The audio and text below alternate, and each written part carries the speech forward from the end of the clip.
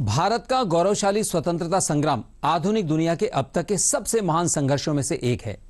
स्वतंत्रता की गाथा के आज के संस्करण में भारत डॉक्टर भीमराव अंबेडकर की जयंती पर उन्हें याद कर रहा है। पेश है एक रिपोर्ट। आज की कड़ी में हम भारत के संविधान के निर्माता भारत रत्न बाबा साहेब डॉक्टर भीमराव अंबेडकर का स्मरण कर रहे हैं। उनका जन्म 14 अप्रैल 1891 को मध्य प्रदेश के महू में हुआ था। युवा अंबेडकर को शैक्षिक प्रशिक्षण के दौरान सामाजिक भेदभाव का सामना करना पड़ा, लेकिन उन्होंने वो चुनौती बखूबी पार की। सभी विषम परिस्थितियों के बावजूद उन्होंने न्यूयॉर्क में कोलंबिया यूनिवर्सिटी से अर्थशास्त्र में पीएचडी की। उन्होंने लंदन स्कूल ऑफ इकोनॉमिक्स से अर्थशास्त्र में डीएससी की।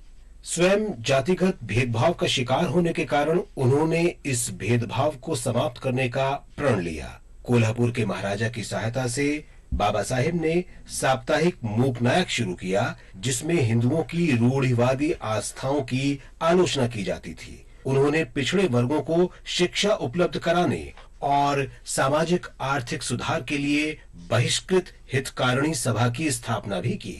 हिंसा का मार्ग अपनाने के बजाय उन्होंने तथाकथित अस्पृश्य लोगों के अधिकारों की लड़ाई लड़ने के लिए सत्याग्रह आंदोलन का नेतृत्व किया। बाबा साहेब को 1926 में बम्बई लेजिस्लेटिव काउंसिल के लिए मनोनीत किया गया था।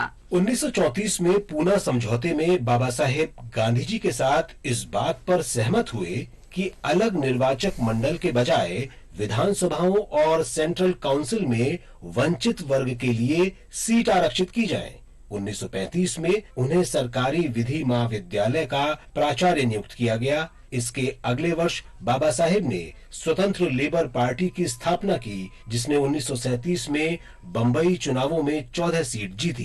तब अंबेडकर बम्बई विधानसभा के लिए भी निर्वाचित हुए। इसी वर्ष बाबा साहेब ने प्रसिद्ध पुस्तक द एनिहिलेशन ऑफ कास्ट प्रकाशित की। 1942 में डॉक्टर अंबेडकर को गवर्नर जनरल एग्जीक्यूटिव काउंसिल के लिए मनोनीत किया गया। वे काउंसिल में एकमात्र सदस्य थे जो 4 पद संभाल रहे थे।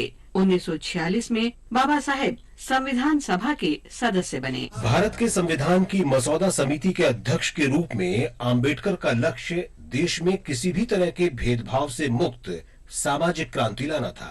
Our difficulty, as I said, is not about the ultimate future. Our difficulty is how to make the heterogeneous mess that we have today take a decision in common and march in a cooperative way on that road which is bound to lead us to unity. Our difficulty is not with regard to the ultimate.